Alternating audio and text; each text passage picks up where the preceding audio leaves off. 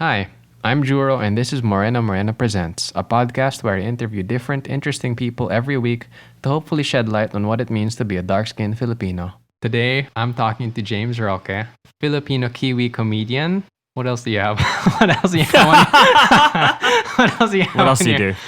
do? Boy Mestizo. I need one more. There's always like three things. I'm technically a comedian, a writer, and a director, and an actor as well, actually. But yeah, all those things, and a co-founder of a theater company. But Dang, that's a lot. yeah, it's hectic. You have to be doing that stuff, or else you're not going to work in New Zealand. You're not going to find employment. Dang, okay, so yeah, here with James Roque, comedian, actor, writer, director, doing a lot of stuff, making us all proud, I guess. And we talk about, there's a lot. Dating, growing up in New Zealand, having a flat face, some really deep cuts in there, sad stuff, just very depressing. No, it's not, it's all good. It was all good. Don't forget to follow Moreno Morena on Instagram and Facebook, and subscribe to Moreno Morena Presents on Spotify, Google Podcasts, or Apple Podcasts. Thanks and enjoy the interview. How have you been? How's your... Last time we talked, you had some work stuff to take care of, like auditions and all that. Oh yeah, the audition that I went to, I got that ad, which is cool. Yeah, and then which I needed because I didn't have any income. Yeah, we just came out of a lockdown, so I didn't have any money coming in, so that was nice. And then what else have I been doing? Just working more on Boy Mestizo, trying to get that across the line. Because I'm looking for funding to go on tour in New Zealand with it. Yeah, so working on that. And yeah, just a whole bunch of bits. I'm also doing a podcast. Nice. I'm working on a podcast that's going to go on the Radio New Zealand, like the big radio broadcaster here, about sex and prejudice and how, which is actually relevant to this, but how it's mostly around racism and dating and how they can kind of, in the West anyway, in our context, how people are like seen as the attractive in the same way that in the Philippines, but we like in the Philippines you're living in like post-colonial world, whereas New Zealand's still a colony very much of the UK, so white supremacy is all over the place here. But yeah, just tackling that shit. But anyway, I remember like watching one of your clips and you had a bit about when... Have we started, by the way? Yeah, we could start. I'll just cut in something. I don't know. I don't do an intro. I have a pre-recorded one. I don't know if you remember that from the episode you listened to. Yeah. And dude, I really hate it. It sucks because I'm so nasal. No, it's fun. It sounds great. I don't know what you mean. But yeah, I don't know. I think it just comes with like editing your voice over and over. Yeah, it is weird. It sucks. But yeah, oh well, I'm living with it, and it's not bad. All right, man. Start whenever. No, I remember because you mentioned that podcast you were going to work on about the sex and dating in New Zealand. And then I remember you had a bit about like a white girl going out with her ethnic boyfriend and how people react to it like, oh, she's dating her tutor. Yeah. Yeah, does that come from any real life experience, or is it purely observation? I think it's the observation of white women not being as attracted to Asian guys is definitely from a real life experience, I think. I definitely have... I think in the West, Asian men are kind of the least successful in terms of dating in the dating world. Only because, purely because when you're dating and when you're in a romantic field, often with men, masculinity this idea of masculinity is like rewarded. And I think stereotypically, a lot of Westerners see Asian men as the least masculine because, we're shorter, we're smaller, all that shit, which is bullshit because there's a different kind of masculinity that's attached to Asian men. But anyway, that's a whole nother thing. And so I think I've definitely observed that during my dating life in New Zealand. It's things like I'd have when I was single, I had a Tinder and my matches, like I would do okay on that, but then I would compare myself to a friend of mine who's like the most average white guy you've ever seen in your life. And he would have matches on match, like 10 times as much as me. And I'm like, keep in mind at this point, I was on television. I was like, and I was like, oh shit, is that you know, and I started to kind of think like maybe that Yeah. has something to do with my ethnicity, because it's Mhm. like I don't think I'm an ugly Yeah. dude, you know, and I've got game. I can talk. I can very confidently speak to women. But for some reason, the dating game here rewards white dudes, and so that's kind of something that I've noticed, is that white woman's preference is it's very rare to find a white girl who, you know, prefers to date Yeah. Asian dudes. You're like a It's unicorn. a pretty weird phenomena, I guess, because it's not like something you could just pass off as, oh, maybe she just doesn't like me. But then when you see it on apps on Tinder, I guess, where you can pretty much tally how many people swipe right, left, right on you. Yeah, you can make an experiment out of it, I guess. And yeah. I mean, in saying that too, I've also had, you know, when I have dated white women, I've had a lot of them say to me, I don't normally like Asian guys. Yeah. You know, but I'm like, that's not a compliment. Yeah, they like, have to. That doesn't make me feel good at all. Like, that is. Why they have to qualify that they like you because of, despite you being Asian. Yeah. Why do you have to qualify that, you know? So that is something that and so I think for me, that came from like noticing that it was like, oh, this is like a really shitty thing in my life. And so I tried to, and I always try to do this with my comedy now, is I try to use it as ammo, as material. And I try to flip it on its head and go, you know, joke's on you, because I'm going to make some money off this. Like, and at the same time, I'm going to tell you that you're wrong. You know? Yeah, there's that whole thing of using one's pain and kind of turning it into something good. And I've also noticed about that. I've seen your TikToks recently. Speaking of drawing from your experiences as a minority in New Zealand. Yeah, I think the most recent one I saw was the one that you were acting out how it was your mom in church, and then you were making these little noises. I've really enjoyed noticing and pointing out little traits about what it's like to be Filipino, and, you know, and having other Filipinos relate to it. Obviously, I mean, it's like, like, it's literally like I've just acted a meme out, and so that's always something that's made me laugh, is the image of a Filipino mother specifically at church. Yeah, and it's always the same. They always like like. Even, and so the little details, it's like, I'm always like, if you're Filipino, you'll 100% get this. Yeah, like the details of like the mum, like she's fanning herself because it's hot in church. It's maina in church, and then, like, you know, and obviously taking it to an extreme with taking out the chinelas, but yeah, dude, and the lip work. Yeah, the lip work is like huge. That was really on point. Yeah, but I really enjoy. As much as I enjoy like doing socially conscious comedy like that, I also just really enjoy being silly and dumb. Like, that's just clown shit, you know? Like, that's that's my main love, is making people laugh. And I guess if I can find a way to put social commentary into it, great. But if not, I'm more than happy to just be like, here's what my mum's like. Here's what, you know, a funny thing dad said to me. And isn't it funny how Filipinos are late to everything? Like, I don't mind that as well. I think there's room for that. Yeah. Otherwise, you just become true, like, you're not a comedian anymore. You're just a TED Talk guy, you know?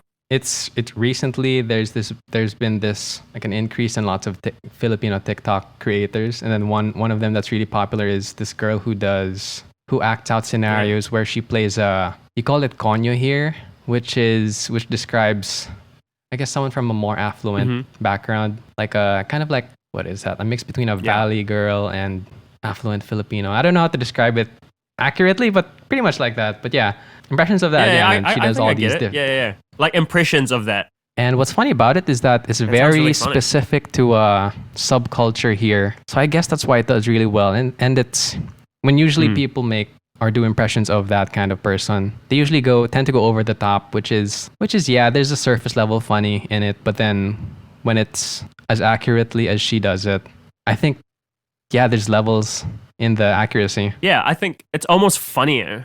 It's almost funnier to just be subtle, like to just point out the little things, you know? But yeah, maybe consider Twitter. Oh, and speaking of Twitter, I was stalking you kind of yesterday, which is also when I followed you. Right, I saw that. You liked the very old tweet that I did from last year. Yeah, the Patriot Act one. That was really good. So, funny story about that. So the Patriot Act team saw that tweet. So Hassan and his team saw the tweet, and oh, nice. Yeah, and then the Patriot Act Instagram messaged me being like, "Hey, we saw your tweet doing your impression of Hassan Minhaj.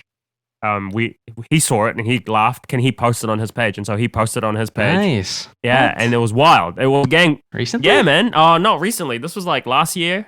Hold on.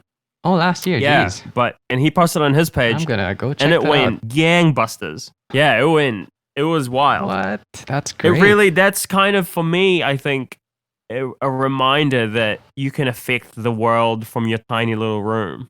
I just did that impression to make my friends laugh. You know? Yeah, but it was really good, honestly. Yeah. Because the subtlety of the whole face thing was a good observation. Yeah. Like holding your face and then shaking around. Well, I noticed with Hassan, he's very handsy, and so I was like, it's very funny. He always comes out the same every time. But again, I just said that to my friends, and they laughed. And then I did it. Yeah. And then next thing you know, I'm talking to Hassan Minhaj on Instagram and Twitter. Nice. He messaged me being like, "Oh, it's very funny." I was like, "Oh shit!" Like, yeah, it's crazy.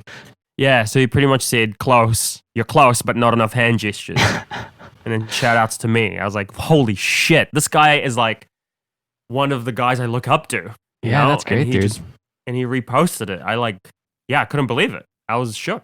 It was wild because, so I just posted this thing that was just me trying to make my friends laugh. Yeah. And then next thing you know, the entire staff of the Patriot is doing it. Yeah, that's cool. I mean, to get that much reach from a dumb thing you made, that's awesome. Yeah, that's crazy. And what are we talking about? So I was on your Twitter and, I saw this one tweet where you said you were working on your stand-up comedy. Then you had a follow-up that said, on the same tweet you said, working on my stand-up comedy just to be compared to Jokoy. Yeah. And then the next tweet was you quoting you posted a picture of someone commenting. It's commenting that you were kind of copying him. Yeah. And I guess it comes with, I mean, of course there are going to be similarities with using your perspective as a Filipino in a foreign country in your comedy. And I don't know, can you speak about like using that perspective you have as a Filipino in New Zealand, and like also maybe touch on the comparisons you might get from people doing the same thing or similar things? Yeah, well, I think with that tweet, so basically what that tweet was, I posted a TikTok of a joke, not even a joke, like a throwaway line that I do on stage, which was growing up in New Zealand, my family was very Filipino, 50% of the time. Like when I told my mom I wanted to be a comedian, she's like, "Why not nurse?" Yeah. Which is such a innocuous, like all Filipino parents say that. Yeah. You know what I mean? But because, Jokoy, who's like the most famous Filipino comedian in the world, had a bit about how his mom wanted him to be a nurse, all of a sudden no one can talk about that anymore. Yeah. But like anyone who knows a Filipino knows that that's just a shared experience that everyone has. It's not like I did the rest of the joke where he was like talking about the Jabberwockies and how they're nurses. Yeah. Like that's his joke, That I would never do that. And so it kind of just frustrated me that just because I have a shared experience with Joe, that all of a sudden, I'm copying him. Mm-hmm. Like, no, man, like white comedians talk about similar topics all the time. Yeah. And no one bats an eyelid. Yeah. Black comedians talk about point. similar shit all the time. No one says anything. But because there's only one Filipino comedian allowed, to say, God forbid I have a similar experience than him. So I kind of posted a screenshot of someone, like a whole bunch of people on my TikTok being like, "Oh, good Jokoy." Yeah. I'm like, "Oh, you're ignorant. You don't know." Because it's funny because I said that, I tweeted that, and then the comments came in the day after I posted it, and I was like, "Oh, cool, it's happening now." But I think apart from that, like the reason why Joe and I have similar experiences is because we both grew up in white countries, like in Western countries as Filipinos. So of course there's going to be parallels, I mean, obviously I'm going to try and like, as a comic, you want to be original and you want to start with the same observation, but then end up somewhere else. But I don't think anyone has a monopoly on the fact that all Filipino moms want you to be a nurse. Yeah, that's true. Or all Filipino moms want you to be a doctor or a lawyer or whatever job, engineer or whatever. Yeah. I think that's just a common experience that a lot of Filipino kids have, Yeah, I feel like it really rings true how like despite it being how many years after, or like you guys are. I'm guessing the age difference is a huge one, right? With Joe? Right? I With don't Joe know. Hoy? Yeah. Right? Yeah, man. He's in his like 40s, 50s. yeah. I'm 29, bro. yeah. Like, why the fuck why would I steal jokes from the most famous Yeah, Filipino comedian true. in the world? You know what I mean? Like, there's no logic behind it. But I get it though, because he's so famous. And so all it is people thinking that, not realizing that that's a shared experience that a lot of Filipinos have. And Yeah. I guess like the reason You could say the same with a lot of other comedians. Yeah, and how people respond. Like I'm sure you still get laughs from that joke when you do it live. And then it just goes to show how that experience of being an outsider, living in a country where you're not seen as like the ideal or the what's normal. Yeah. And I think the majority of like the people who saw that video on TikTok got it. You know, they got that it's just a shared experience. It's only like a handful of people who are just like, oh, Johoy, who they don't realize that we just had a shared experience. By the way, I respect the shit out of Johoy. I look up to that guy. That guy's the most famous Filipino comedian. Are you kidding me? Like I guess I'm offended at the idea that I would disrespect someone I look up to. Yeah. Like, I know we spoke about like your background, your family going to New Zealand, but could you give us some background on like what's the story of you ending up there and you ending up being a comedian? So my family moved to New Zealand in '99 when I was 8. Classic kind of migrant story, like move for opportunities. We had me and my 3 other siblings, like we were relatively young then, and so my parents were like, well, if we move to another place, they might have more opportunities or whatever. And I don't know how much of that is legit and how much of that is played out, but I do think that being a comedian, like the fact that I had the privilege to be living in New Zealand, afforded me, like the avenues to become a comedian. I don't know if I'd be a comedian if I lived in the Philippines. I think, in terms of like New Zealand being a much more stable country, in terms of like politically and everything, and economically, and so I was very privileged to grow up here, and I understand that as well. And that's obviously not to shit on the Philippines, because I love the Philippines. It's where I identify with as even though I've lived here, I identify as New Zealand as my home. Yeah, there is something about back home that's like I'm here. Like this is. I don't know. I don't have to explain anything to anyone here. They get it, Yeah. I think moving to New Zealand was, kind of instrumental for me becoming a comedian as well, because I find that a lot of what I write jokes about is the fact that I was an outsider, I suppose, or looked at as an other here in New Zealand because it's majority white. And so I was able to use those things and kind of channel them through and turn them into material. And so I think in a way it's a bit of a double-edged sword, because when I moved here, the fact that I'm an Asian or quote unquote Asian Filipino comedian is an advantage, because it makes me different to everyone else. So it makes marketing my product easier. Yeah. But it's also a disadvantage, because then all the white people is the fact that I'm Filipino. Like I can't just do normal jokes. I can't just do whimsical observations about pancakes or whatever, because they're like, no, but you need, and the power dynamics of racism in New Zealand. Yeah, there's the expectation and and so it's a bit, it's both been a blessing and a curse. It's allowed me to have a career because I have my own niche and I have my own lane. Yeah, but it's also a hindrance because I'm expected to talk about the one thing. When I was looking up your clips again, that reminds me of there was some heckler you faced. Well, there's 2 actually. There was one heckler you faced who you did a bit on where they just shouted out Asian just to make you know. Like your bit was that he just wanted you to know in case you didn't already know, which is interesting to say the least, because like other performers, I guess, don't get that kind of treatment, and I don't know, something about being different from the others makes everyone else want to kind of magnify that difference. They want to point it out, even if it's like not even a big deal with you. Do you get that a lot? Like, have you gotten that a lot growing up there? Yeah, yes and no. I would say, I want to preface it by saying New Zealand, largely because it is a lot more multi-ethnic and more multicultural here. It is, largely pretty accepting and, of other people from other countries, but there is something you can't escape if you're the only person who looks like you in the room, and it's even worse if you're the only person in a room full of 100 people and you're performing who looks like you. And the spotlight's on you. And yeah. So I think it doesn't happen often, but it's always small things. Like a lot of people say a lot of time, like small things like that. I used to get, wow, your English is so good a lot. Yeah. I used to get, when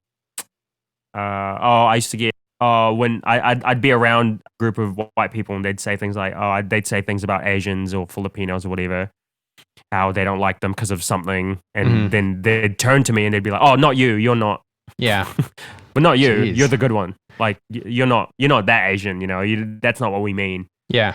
And and back then when I was a kid, because you want to fit in and you want to survive, you just want to be one of the group. Yeah. I would take that as a compliment. I'd be like, oh, yeah, that's right. I'm not like that. But then as an adult growing up, you kind of realize that I realized that was actually me erasing my identity and erasing who I actually am in order to fit in with this idea of like whiteness here in New Zealand. And so now, a good part of my 20s and my career, I've spent it trying to undo it and find a confidence within my Asian Filipino identity, and so and in the process, hopefully empowering others to do the same. Can't imagine what that was like.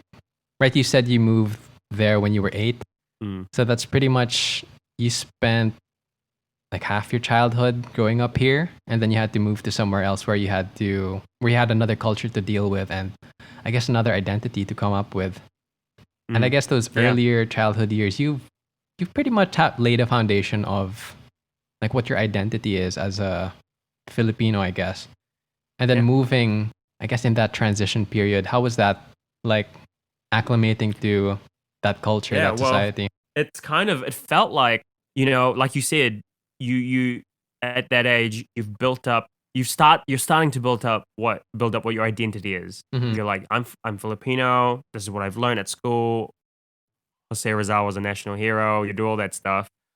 I did pretty good at school in the Philippines. I remember I think I was like first honor in grade 1. Hell yeah, let's go. Oh, and where in the Philippines did you grow up?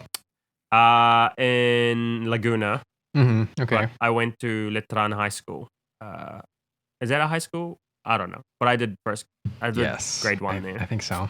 But yeah, so you start to form your identity at that age, and then just you get to a point where you're like maybe starting to figure out a bit. To leave means, and then you get to a new place and you go, oh, none of that means shit here. None of that, no one cares about that stuff here. And so, okay, so what do you do as a kid? Okay, so you pick up what you need from the new place in order to fit in and in order to thrive. Survive, Yeah, and so what happens eventually, and a lot of, not everyone, but this happens to a lot of migrants, is then it becomes, this idea of assimilation and like, which often comes hand in hand with erasing where you came from and erasing that so you can fit in. And that's what happened to me, man.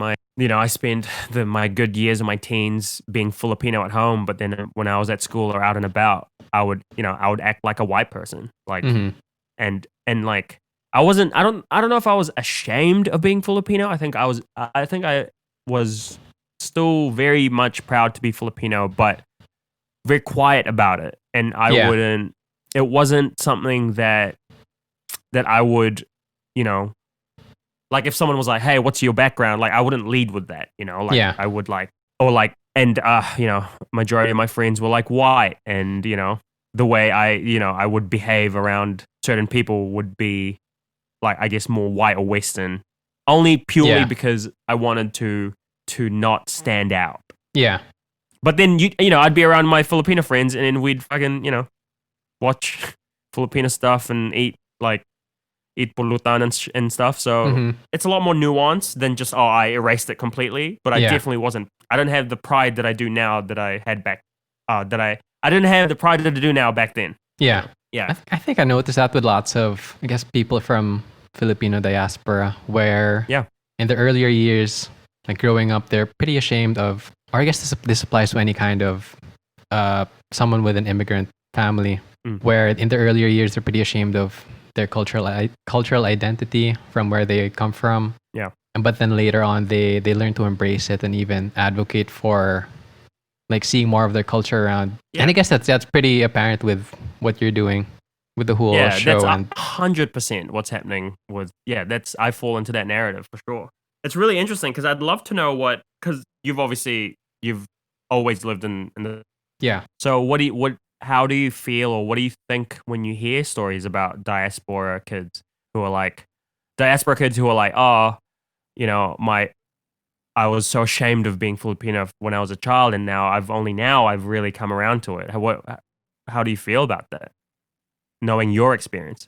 I think having like a background in psych affords me this understanding that a lot of people don't usually get when they hear stories about diaspora kids.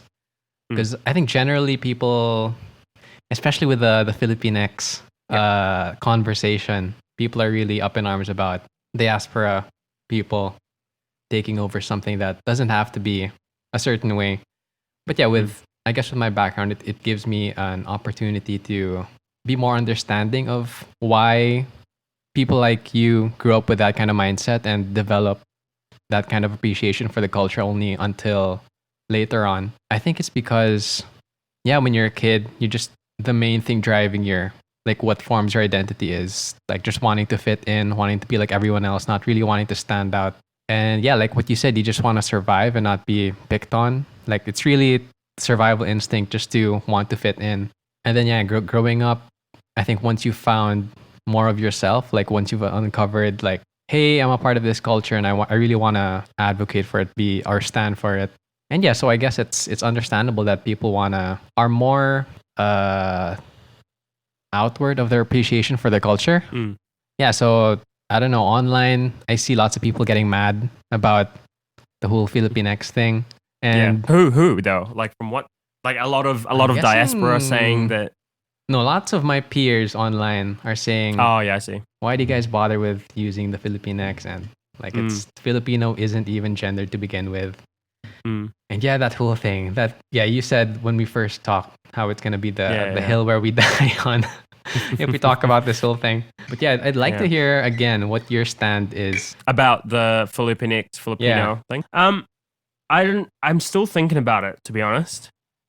I've met a lot of advocates and people who are active in the Filipino arts community, Zealand, but in Australia, and from someone from Toronto that I met at the Ubud Writers Festival, who were strong advocates for using Filipinx rather than Filipino and Filipina, purely because I think actually it might be because the conversation around gender and inclusivity and intersectionality might be in a different place. And maybe the countries that they're from. That's true. There's that as well. I don't necessarily think we should be penalizing or demonizing anyone for using Filipino or Filipina purely because, like you said, it's not, Filipino isn't gendered in Tagalog, right? So it's like, it's all you're really using is the Tagalog word. But so I don't know. I don't really know where I stand on it. I still personally say Filipino, but I think, but I'm also, I guess maybe this is more my liberal side coming out, but it's like, well, do you? Like, if you want to say Filipinx, I'm happy with that too. Like, and I understand what you mean. And I understand why you would be using it because, there are non-binary Filipinos who would want to be identified as that maybe. So as Filipinx, and you know what, that's power to you. I think that's all good too. Yeah, and I guess my general stance on that is if it's gonna help you find out more of who you are, then maybe go for it. Do your own thing. Yeah, I mean, look, I'm also I'm a champion here in New Zealand for like diversity and inclusivity. So, and from that perspective, I'm like, maybe I don't know, maybe in the future this is the thing that I won't be woke enough for. And that the young generation will be like, you're fucking problematic because you say Filipino. But I'll just have to come to terms with that if that happens. But, so, and, hopefully, and in fact, if that does happen, good. Because that means the new generation, like generations are progressing. And we are. That's true. And I will get left behind. Like I might be progressive and liberal now as a young person, but as an 80-year-old, we might have moved on, and I might be, I don't know. Everyone's just doing their best, Yeah, that's true. Now, I was thinking about how if this would be the thing that would keep you from being president of New Zealand, someone's going to dig up this. Oh, so this is what he thinks about the use of Filipinx. I think at that point, I'd be like, well, then this is for nothing because it wasn't even a policy that got me out. So Boy Mestizo, your show, which I read was very highly regarded in the New Zealand comedy scene. Yeah. Could you explain the history behind that whole show and building it? Yeah. So it's a show about me going back to the Philippines for the first time since I moved to New Zealand. So I lived here in New Zealand for 20 years before I could move back. Mm-hmm. And I say I could, but I mean I could afford before I could afford to move back because we had a big family, and so we'd always planned to go back as a family. But then eventually that all kept falling apart, and so I just said, "Fuck it, I'm going on my own, and I'm going to go with my partner." And the show is about me, family that I haven't seen in 20 years, and it was all really great, and lovely in meeting them. But then while there, being reminded of our colonial past and how it still kind of haunts us to this day. In the Philippines, taken overseas by Filipino diaspora, parents and kids and future generations. And so it kind of sent me in a bit of a tailspin, a bit of a thinking about what sort of stuff I've internalized from that. Yeah. And so the show itself is about trying to unpack my own colonialized mindset, colonized mindset, I should say. Sorry. But yeah, it's trying to unpack things that maybe I've internalized from living in the Philippines and then moving to a white country as an immigrant. Yeah, I'm very brutally honest about myself. Like, there's a scene in it. There's a part in the show where, I say, hey, look, so I wrote a list out of all the ways that I think this kind of thinking has poisoned the way I see myself. Yeah. And I was going to say it out loud for everyone and read it out loud, but it's too sad, so I cut it from the show. Ooh. But then I found a way to do it that's, more fun and more light and enjoyable. And I say this next part of the show is called Confessions, and then Usher Confessions starts playing. And then I do it like an R&B song where it's like, I dance around like buffoon while the chorus hits, and then like in between I'll just say like a really brutal confession about myself. Yeah. Like where like when I was a child and I would draw a picture of myself and I would color it in, I would use the peach crayon rather than the brown one because I thought the brown one looked ugly. Yeah. Jeez. Or I would, for a long time, I hated how my face looked in side profile because I thought it was too flat because my nose wasn't pointy enough and my lips were like too, so I kind of did that to kind of soften the blow a bit. To kind of like make something so horrific that if I just confessed it to you in real life, funny. That's pretty heavy. Jeez. Yeah, to kind of process that. So the show's kind of like that. It's got like a very serious undertone of pain and trauma, but it's wrapped in like laughs and joy, and you know, and the purpose of the show for me is to kind of empower people, specifically Filipinos, but anyone with a colonial past, to embrace themselves and to accept that they're enough as they are. Like, they don't need skin whitening creams. They don't need their noses to be pointy or more matangos just because it's a little flat, you know?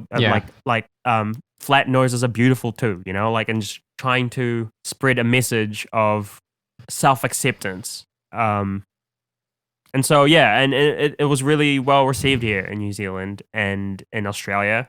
And actually, I did it in Bali as well. Nice. And I think part of the being well received was, one, Filipinos here don't have a lot of representation. Yeah. In a lot of the, you know, arts, especially comedy. Fuck, man, I don't even know if there is another Filipino comedian comic in Australia. I know there's only one here in New Zealand. He's my friend David. It's just me and him. There was three of us at one point, but one of them left, went overseas. And so that's one part of the success, is like, you know, all these Filipinos could finally come to a show, and it was a show about them, and it was a show about their struggles and their, you know, and allowed them to feel seen. But then the other side of that was non-Filipinos watching it. And one, learning about the Philippines, because there's a bit of like a crash course of the colonial history of the Philippines in it. Like, that's kind of simplified and spelled out a little easier to digest. But also, non-Filipinos being able to draw. I've done it in Australia and New Zealand mostly, and both countries have a history of British colonization. So being able to draw comparisons from the Filipino colonial experience with the Spaniards with their own experiences of colonization. You know, the Maori people here, who are the indigenous people of New Zealand, are still experiencing the ramifications of colonization to this day. So to be able to draw comparisons and go, this is how trauma manifests itself, think was really valuable. Yeah. So I think people who grew up in those countries with a history of colonization were able to draw comparisons from it. Yeah. And I'm very proud of the show. I think it's a show that allowed me to process a lot of my own internalized trauma, but also I had so many like young Filipinos coming up to me afterwards, some of them crying, being like, fuck, like, you know, like, this is something that I have thought about myself for a long time, but I've never seen anyone say something about it. Say it, you know, especially on stage, and being like rude and loud and obnoxious about it, and being like, fuck skin whitening, you know, like, and I mean, again, this is from pure ignorance because I didn't grow up there, but I don't know what the movement is like in the Philippines. So, but I know in New Zealand and Australia, no one fucking talks about that. So, for them, it was very cathartic. And I think, and that's why actually when I found your page and when I found Ain from Morena's page, it was really exciting for me because I went, fuck, this is cool. Like, other people from in the Philippines, young people in the Philippines are starting to think like this, which is great. And you know, and so I was like, let's link up. Let's, you know, I want to meet you guys. I want to work with you because this is a goal that I have to spread kind of this message of like self-acceptance and body positivity. Yeah, I'm thinking back to that example you gave for that bit you had about not appreciating your side profile because your nose was flat.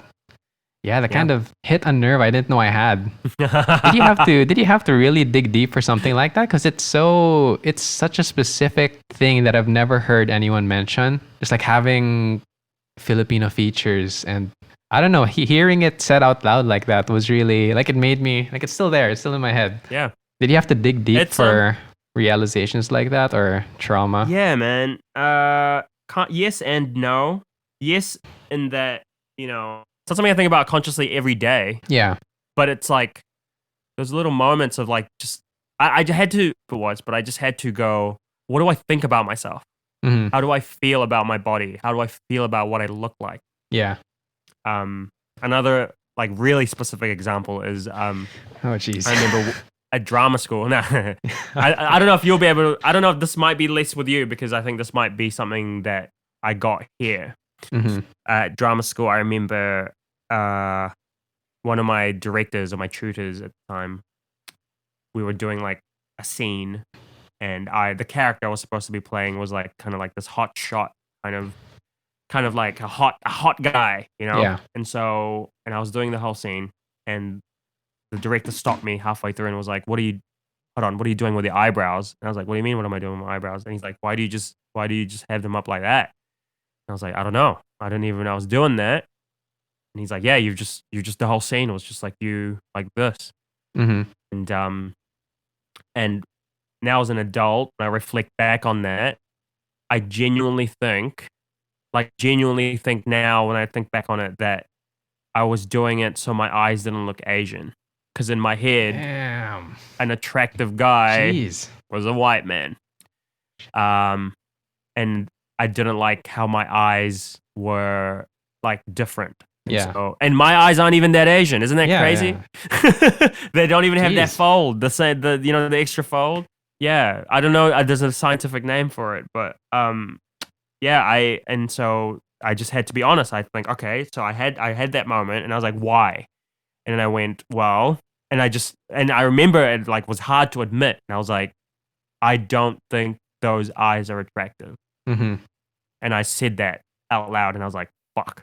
Like I've internalized that, you know, like, which is bullshit because I've seen so many attractive Asian men and women like with folds. And so, you know, it's just something that I've internalized and and I've told myself that that's not attractive. And so it was hard. It was really hard to, when it becomes something you're unaware of like that, and then until it's dug up by your own, I don't know, it says a lot about like colonial influence or just like how we've learned about beauty standards and what we think is beautiful. And our perception is really like, it's really a driving force in like how we behave. Maybe we put up these coping mechanisms we're not even aware about just to, I don't know, fit a mold that we've set up for ourselves. And it's sad. Yeah, man. It's everywhere. And I think, dismantling white supremacy is like, it's not going to happen overnight. Mm-hmm. But, you know, and I think for me, what I've kind of found doing the show is like, I think it starts with the individual. Yeah. Doing work on themselves and just being okay with being who they are and not, you know, that's why it pains me. It fucking pains me so much when I see that people still use skin whitening creams and fucking like, I don't know. And I don't blame them. I don't think that they're bad. They're just a product of the environment. Yeah, exactly. And the product of the history. But it really breaks my heart, you know. In the show, I say, I do a joke at the start of the show where I say, you know, when I went back to the Philippines, my grandma said something really funny to me, and this is true story, because my partner's white, which again, that's a whole nother kettle of fish. That's a whole nother hang up and complex that I have. I love it a bit, but I went back and my grandma, I'll never forget, we're in the car and she just said out of nowhere, can you have 3 children? Mm-hmm. Like to my girlfriend, can you have 3 children? The first one is for me. The second one is for James's aunties. And the third one, that can be for you guys. And it was a joke. Yeah. But the joke was that she wanted a mestizo baby. Ah, okay. Jeez. The joke was that she wants a white grandkid. Yeah. And so did my aunties. I laughed at the time. Yeah. But then I reflected on it, and that fucking broke my heart. Because it wasn't because she would think our kids would be cute, or she would, you know, or she didn't want me to have a kid because to have that connection as a family, it was because she wanted a half-white baby. And that is the crux of, that's a moment that I go back to in my visit to the Philippines a lot. Damn. Yeah. I mean, if it's affecting even what your Lola thinks, and you can imagine like how long it's been going on and how ingrained it is already. Yeah, I mean, like, look, you don't need, I mean, fuck. Our national hero is a national hero because he wrote about this shit, you know, like, and so it's been, I mean, that's why it's so encouraging to see young people trying to undo that shit now. And I'm sure there's been countless people, I'm ignorant to it, who have been doing this work way longer than us, way longer than me. Yeah, but, definitely. it's really encouraging. and it permeates everywhere. You know, it's how you perceive yourself, who you find attractive, who you know, who you want to be with, like who you want to be like. Yeah. Like, you know, so many like of the Filipino celebs, like they look up to fucking American celebs, like they're hot shit, like, they'd be all and end all, and like they model themselves over that shit. And it's like that's another version of white supremacy creeping into that. Yeah. You know, like It's sad. Yeah, I don't know, man. Oh, did you see that when the new Blue's Clues guy was announced? And then everyone found out. I was so happy. I mean, I didn't realize he's also so hot, bro. Yeah, that guy's so jacked. Honestly, he's got so many abs. He's got all the abs. But you can't even see he's got abs because he's just wearing he's that on a kid's show goofy Blue's Clues shirt. But then when they announced it was gonna be a brown guy, and then when it turns out he was Filipino, I was so like I felt something I've never felt before because I could relate to finally. I mean, seeing the Blue's Clues guy, and I don't know, just seeing someone who looks like you on screen is a pretty big deal. I mean, like before I didn't really think much of it. Like, okay, so they're Filipino celebrities. They don't really I don't really resonate much with them. But then when this Blue's Clues guy was announced, I think his name's Josh. Yeah, Josh. Yeah, it was just like a wave of that. Kind of does look like me, and I don't know, big deal. Which is so interesting to hear because I mean, you live in the Philippines, you see Filipinos on screen every day. Yeah, but seeing it on a global level, global level. I guess what you mean, exactly. Right? Yeah, which is fascinating to me because I feel like just bringing it back to the chat about Jokoy. Yeah, he's super famous, very funny. Not going to take away from any of his talent and hard work, but he's also like mestizo. You know what I mean? So like there is like he can be at times very white passing. And so if you think about it, even the guy that they gave a pass to was like, he's a half Filipino. I mean, so I'm like, there must be something there as well. I don't know. I've not really thought about that. Speaking about mestizos and like mestizo Filipino celebrities, I mean, I was looking up some articles about who else to interview for the podcast. And like, I saw these articles with like lists of names of Filipino celebrities who made it big. And then lots of them they point out how lots of our celebrities here are still half white, half Filipino. And the very popular ones are, I don't know, I think maybe not just from my generation's actors and actresses, but my parents' generation, they have these half white, half Filipino ones who make it.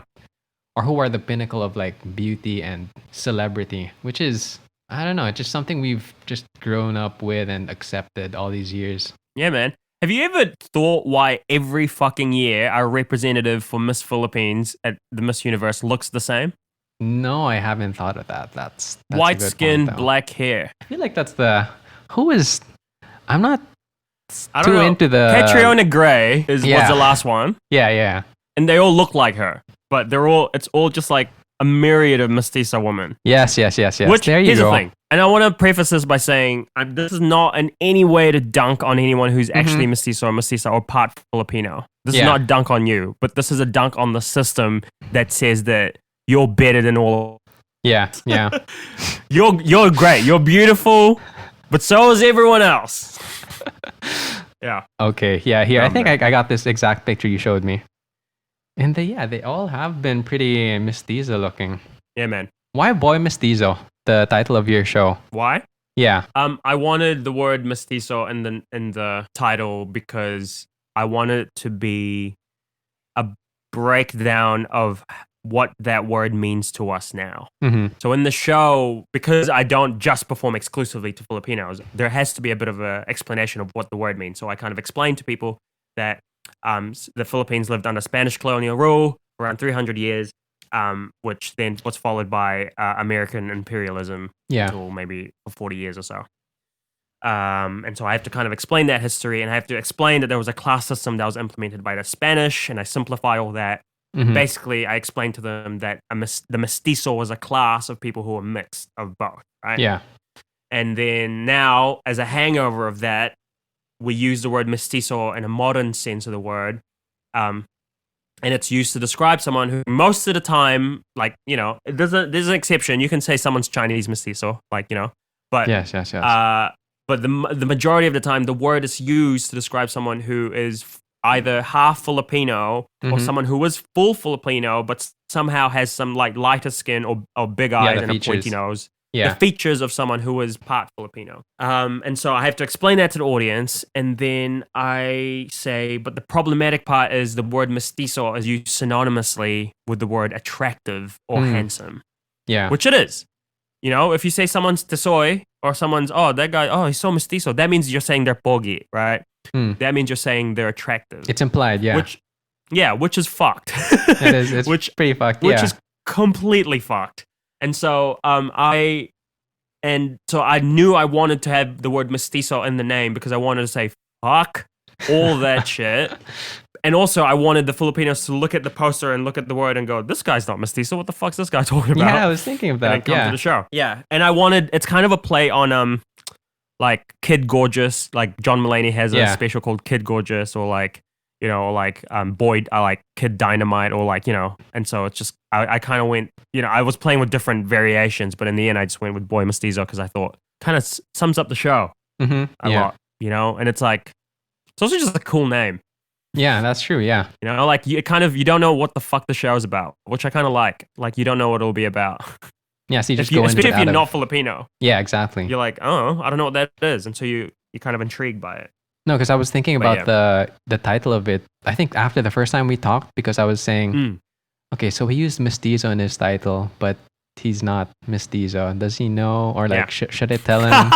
Should I correct him? But then I was like, all right, boys, who's gonna tell him? Then it was like, but oh shit, he's made the show. He has all the posters and all the promotional stuff already. But then I was thinking about it. It could also, and then I thought of an explanation that would make me like just accept it, because mestizo could also apply to being mestizo in the mind, like with the beauty standards of, like having the beauty standards of a white person. What you've internalized. Yeah. And then that disconnect between being mestizo of the mind, but then outside you're Moreno or Morena. Yeah. And that's a whole, it made me kind of justify it, and it, made sense. Yeah. I think for me, it was also like a hook for, I definitely had a lot of Filipinos coming up to me after the show. Yeah. Being like, you know, when I first saw the title and then I saw you, I was like, oh, I don't know if he knows he's not. Yeah, exactly. I was like, no, I know I'm not, okay? Like, come on. But it definitely, you're not the first person to say that, which is really, it's great, I think, because that's kind of what I wanted to do, is like part of the to intrigue. hook people's attention. Yeah. But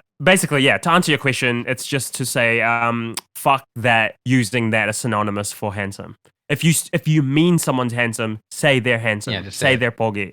Don't say they're mestizo, because you're just enforcing some colonial shit. I wasn't sure if I should bring it up or message you about it. No, man. Here's the thing. I understand. Like, you're like, fuck, does this guy know? He might be dumb. Like, nah, man. It's on purpose for sure. Yeah, imagine if you got lots of hate mail because of that, and then just people who reacted just seeing the poster and the title without like watching the whole show and like looking into it. Yeah, which I imagine, honestly, if I do end up getting on a big platform or something, I probably will, because people have attention spans, and so they'll watch like the first 5 minutes and be like, this guy doesn't know, blah, blah, blah. And I'm like, well, that's on you. I don't know, it just sounds cool as well. When you think of comedy show, you often think like some fucking hack title, you know, like tells it how it is, or. But I was definitely like, oh, the flowers in the poster. I was like, that's a definite nod to like, I loved Hassan's flowers, and his, you know, and the poster, the image of kind of holding the flowers and then with a barong slung over my shoulder was kind of like that's cool. A nod to like the image of John Travolta in Grease with the fucking leather jacket over his shoulder. Nice. Yeah. Oh, I wanted to ask you to like your family. How's are your grandparents dark skinned? Are your parents dark skinned? My family from my dad's side, my mum's side, yes, everyone is pretty fairly dark skinned. I think it's in my dad's side where, because I'm also, here's the thing, I want to preface this by saying I have a little bit of light skin privilege. Like, I'm not dark. Like, my cousin is like a lot darker than me. So my mum's side, they're fairly dark skinned on that side. On my dad's side, I think it's a fair mix. I think my grandfather on my dad's side was fairly dark skinned, but my grandmother on my dad's side, but his wife, but because I when I went back to the Philippines, so I met my entire dad's side of the family and his 10 siblings because Catholicism. Um, and What is that? no contraception. But they were a mix. So like some of them were fairly light skinned. I don't know how much of that is skin whitening, but some of them were darker skinned, and so I think it's a mix. But I think definitely my mom's side of the family is a lot darker. But I mean, you know, growing up, your parents always tell you, "Oh, you bring up a young," you know, fuck man, like so regardless, don't play outside, you'll get too dark, and you're like, fuck man. Were you doing any like outdoor sports at all growing up, or anything that would warrant your parents to like tell you not to be out in the sun? Not really. I mean, just in general, they'd say it. You know, like if I was walking somewhere, like try to walk in the shade. Yeah. Or like, even like, you know, if you're in church and if you're late, and of course you do because you're Filipino, and then you have to kind of, you know, you miss out on a seat, so you stand in the back, and then it kind of files out of the church because you can't fit inside. It's kind of like that, like stand in the shade, don't stand in the sun. But like just little things, man. Honestly. But yeah, I got that all the time. I still get that now. Like if I visit my parents, if I visit them, and then I walk the dog or whatever. They're like, don't walk from this time to this time. You'll get fucking dark. Damn. How old are your parents? They're in their 60s. My mom turned 60 next week, actually. Nice. But yeah, they're fairly old fashioned. But you know, I think they've been forced to see things in a more open minded and liberal way, because they've moved to a more liberal country. Yeah. And they are largely like, they're not like anti-marriage equality and stuff. Like, you know, they do their thing. Yeah, just in terms of like that sort of old school thinking. They still do the classic shit of like, oh, make sure you eat food. Come eat. Have you eaten? Kain na. Kain. Oh, look at you. You haven't eaten. And then as soon as you eat, they're like, oh, ba ang taba mo? And you're like, come on, man. Oh, I saw that TikTok. I know. Bro, that you just fed me. You just overfed me. Why do you think I'm fat? Like all that ammo for the future TikToks, I guess. Yeah. But yeah, so they still have like old school thinking. Yeah. In a way. So pretty much the policing, being outside, the usual.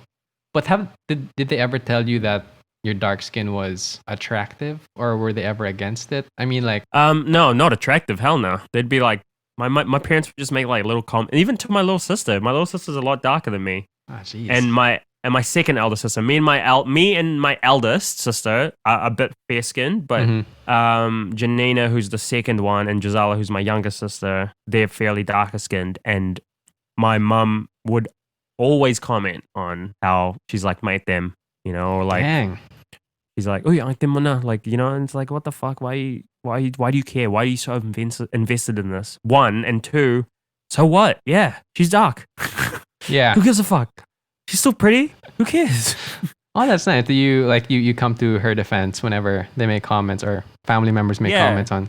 To be honest, I didn't used to, but that was because I didn't have this awareness of why these things exist. But you know, the more I read about it and the more that I educated myself about it, the more I realized that it's actually harmful. And so I was like, you know, no, fuck, I got to stick up for her.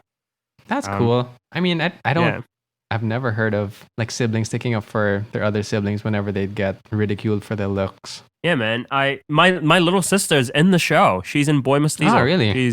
She's in a sketch. So how the show works is, as a joke, I say, we're now going to play. I have to now play an ad for a sponsor. Yeah. And then I play a skin whitening ad, like a real one. Yeah. And then I come out of it and everyone's like, oh my God, everyone's shocked. Everyone's like, fuck. And I don't say anything. I just keep going with the show. And then later on, I have to play another sponsor and I play another skin whitening commercial. And then at that point, they kind of get that it's a joke because I've talked about colonialism at that point. Yeah. And they're like, oh my God, this is ironic. It's bad. And then I go, oh, and I just have to play another one. And it gets progressively worse. And the last one's like Palmolive papaya or something. And then at the very end, I'm like, oh, and by the way, I have to play a last ad. And the fourth ad is a parody of the first one of me, my sister, and another actor, Tanya, who is a Filipino actor here. She's a dark-skinned Morena Filipino actor. And it's us three reenacting that first ad, but it's like an honest skin whitening ad saying how it's bullshit and And my sister's like the funniest one in it. Nice. I'm kind of mad at her for that. I'm like, fuck you, I'm the comedian, but she's so funny in the commercial. I can send you a link to the video. Yes, please. That'll be cool. Yeah, I mean, like, maybe don't post it, but just for you to watch. I won't. Of course not. I also have a video of the show. I can just send you that if you want. Yes, that'll be great. But maybe I won't, because I want you to watch it when it's filmed properly. But I'll send you a video of the sketch. I could watch both. That's an option. And the parody. Yeah, nice. Oh, speaking of skin whitening ads, no, I didn't prepare for the fake ad, but let's say, what if we did an ad? Because hopefully one day I'll get some like pre-roll or like mid-roll ads here. I would love to get like a skin whitening sponsor.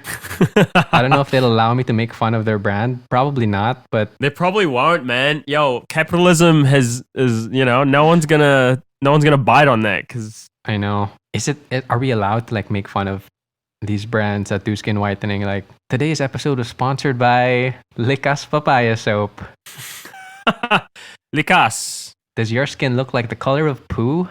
Likas papaya soap for when your mom calls you uling. Glutamax. Now with their, I don't know.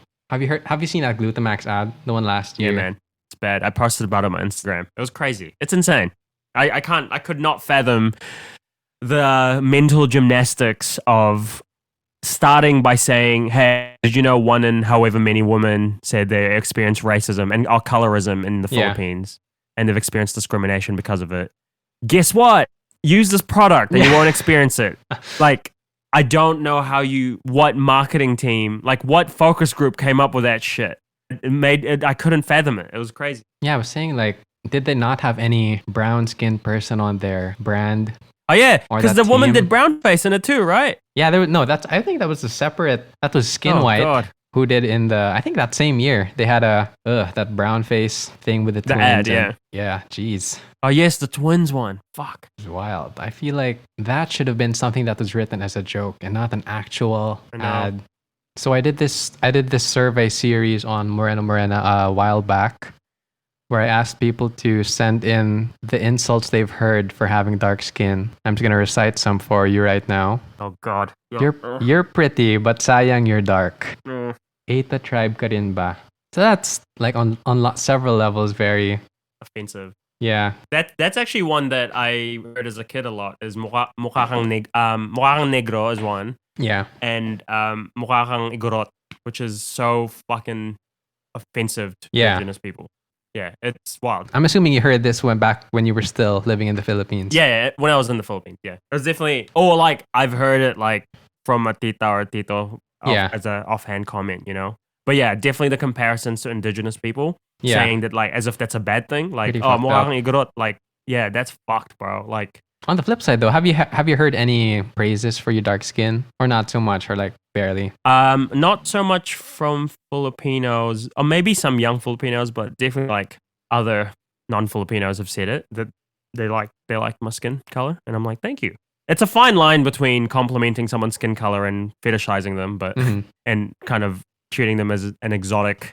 Yeah, you know? So that's like also that's the other side of the spectrum. It's like, wow, you're so brown. And you're like, okay. But you've gotten like comments like those, I'm guessing. Yeah. And it's a mix. I think it's different in New Zealand because the racism towards brown and dark skinned people is more subtle. It's things like you might not get the job, or like you might not get the date. It's less like you look ugly because you're black. You know, it's more like, whereas in the Philippines, like titas, you know, they don't have filters, man. They say whatever the fuck they want, and then you know, just they'll call you fat. Slide, It's the meanest shit. And then because of this old school conservative shit that you have to respect your elders, you just can't stand up for yourself. Like, as if, and you're psycho all of a sudden if you say, no, tita, that's actually really bad that you called me fat or that you called me ugly because I'm dark. Because if you stand up for yourself, they're like, you're being rude to your elders. It's like, no, you're being rude to me, bro. You started it. It's wild, man. Yeah, you're the one who said wild ass shit to me first. I have this rep with my family and my family friends that I'll bite back. Nice. Like, if you say some shit to me, I will bite back, bro. I don't know. Maybe that's because I'm a Western devil or whatever. I don't know. Fuck. And this is with relatives from over there or back in the Philippines? No, from over here. I feel actually less. I feel more weird biting back if it's someone from the Philippines because I'm so far removed from. I'm a privileged fuck in comparison to them. And so I feel weird. But if it's someone here, I'm like, yo, we're on the same privilege level. I'm coming for you. Like I will. Yeah. Sorry, Tito. Like you grew up in Auckland too. It's fair game. Wait, time check. We've been recording for like almost an hour 30. Oh, dang. Am I keeping you from anything? Do you want to? No, but I do have to kind of go in like 10 minutes if that's all right. Just because I need to. I have dinner plans with my partner, so I need to sort that out. Oh, we could get into that for a bit to finish.